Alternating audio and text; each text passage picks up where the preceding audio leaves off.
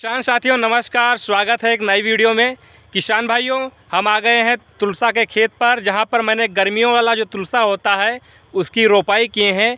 गेहूं कटाई के बाद तुलसा की रोपाई करते हैं किसान भाइयों अगर, तो इससे आप कम लागत में बहुत ज़्यादा मुनाफा कमा सकते हैं। इसमें लागत कम लगती है। और किसान भाइयों, इसमें हम दूसरा पानी लगा रहे हैं। इसमें खरपतवार नाशक दवा का स्प्रे भी कर चुके हैं। इसके बाद दूसरा पानी लग रहा है और दूसरा पानी लगाने के बाद तुलसा हमारा अच्छे से विकास करना शुरू कर देता है, अच्छे से बढ़वार होनी शुरू हो जाती है। तो किसान भाइयों, इस दूसरे पानी पर कुछ आपको खाद डालने की आवश्यकता भी पड़ती है। तो इस पे किसान भाइयों मैंने थोड़ी सी खाद इस पे डाली गई है और यहाँ पर खरपतवार नाशक दवा का स्प्रे भी किया गया है। इसके बाद उम्मीद कर रहे हैं कि हमारी जो तुलसा की ग्रोथ है अच्छी होनी शुरू हो जाएगी। और किसान भाइयों, इस समय गर्मी 2-3 से ज़्यादा होना शुरू हो गई है, तो इसमें आप खेत में पर्याप्त नमी बनाए रखें। जब नमी आप बना के रखेंगे तभी उसकी तुलसा की ग्रोथ अच्छे से होगी और टाइम से हो जाएगी। क्योंकि किसान भाइयों, ये तुलसा कटाई के बाद इसमें धान रोपाई होनी है, तो आप जो नमी है खेत में पर्याप्त बनी रहेगी तो जल्दी हमारा तुलसा की बढ़वार होगी। तुलसा की बढ़वार में कोई समय नहीं होता है कि निश्चित नहीं होता है कि ये फसल हमारी 3 महीने या 2.5 महीने की होगी। तुलसा की अगर अच्छे से विकास हो जाती है 2 महीने में, तो आप 2 महीने में पेराई कर सकते हैं। अगर 2 महीने पेराई कर लेते हैं तब भी आपकी जो तेल की मात्रा है उतनी निकलती है। तो किसान भाइयों, नमी बना के रखें। जैसा कि आप देख रहे हैं इसमें दूसरा पानी लग रहा था और जो हमारा पिछले हफ्ते में 22 हो रही थी, उस बीज के पहले हमारी तुलसा की रोपाई हो चुकी थी। यहाँ पर अच्छे से विकास भी होना शुरू हो गया है।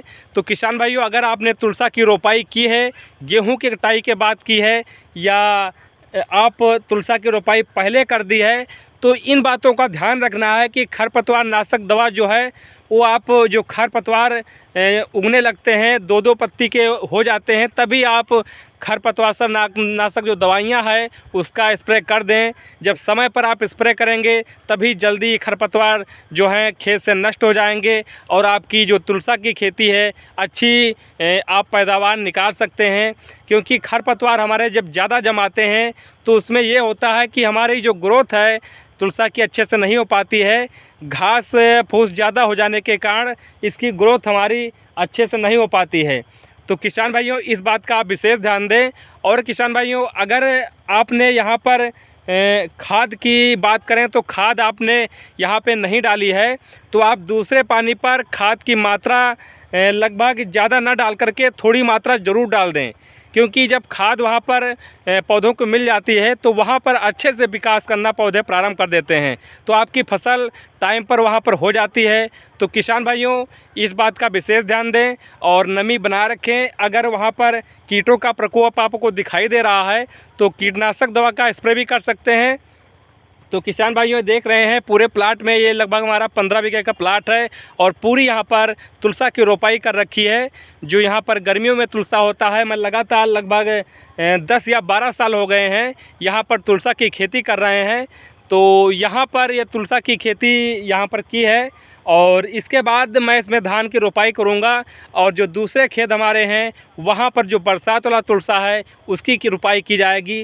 क्योंकि वहाँ पर जो हमारी खेत हैं थोड़ा सा ऊंचे हैं, वहाँ पर पानी नहीं रुकता है, तो वहाँ पर जो धान है उसकी वहाँ पर पैदावार नहीं हो सकती है, तो इसलिए तुलसा की रोपाई भी की जाएगी।